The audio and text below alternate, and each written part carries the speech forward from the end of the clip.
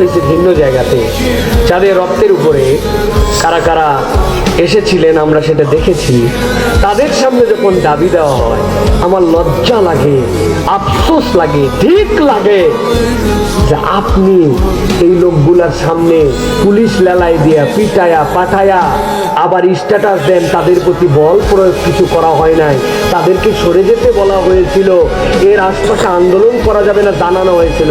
এই আশপাশে আন্দোলন করা যাবে না কাদেরকে বলেন?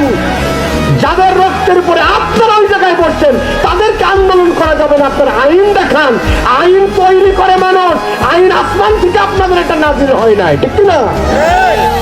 এটা কোন আসমান থেকে ঘোষিত পবিত্র স্থান হয়ে দাঁড়ায় নাই। হিম্মত থাকলে বের হয়ে আসছেন। বাবা দেখো, বিচারের জন্য আমিও চাই, আর বিচারের জন্য পুলিশকে তদন্তের দায়িত্ব দেওয়া হয়েছিল, তারা এর দূর পর্যন্ত আগাইছে। অমুক অমুক সংস্থাকে বলা হয়েছিল, তারা চেষ্টা করতেছে। আমরা জাতিসংঘে এটা আবেদনের জন্য দিব, জাতিসংঘ তার আমার কথায় আমলে নিবে কি নিবে না এরকম না, কিন্তু চেষ্টা থাকবে। বাবা আমিও তোমাদের সাথে আছি, হাতি হত্যার বিচার চাই। এই কথা বললে তো সব সামলায় যায়। আপনি কুত্তার মতো, শুয়োরের মতো, বন্য শুয়োরের মতো ওই পূর্বের রেজিমের ওই বাহিনীকে লালাই দিয়ে আমার মায়ের পেটের মধ্যে লাথি মারছে, মুরব্বী বোরখা পরা নারী তার বুকের মধ্যে লাথি মারছে। হাতির বিচার কেবল নয়, এই সকল কুলাঙ্গার পুলিশদের বিচার চাই আমরা, ঠিক না? কত বড় দুঃসাহস, কত বড় বেয়াদব!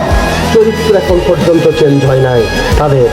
আফসোস আর দুঃখ যে আমরা আসলে কার কাছে বিচার চাবো? বিচার চাওয়ার মতো কেউ নাই। আমাদের চূড়ান্ত বিপ্লব লাগবে, যে বিপ্লবে ইনসাফের বাংলাদেশ কায়েম হবে, ঠিক কিনা? এদের দ্বারা কিচ্ছু হবে না। এদের প্রতি যারা বিশ্বাস করছে তারা ধোঁকা দিচ্ছে। আল্লাহ আমাদেরকে বোঝার তৌফিক দান করুন।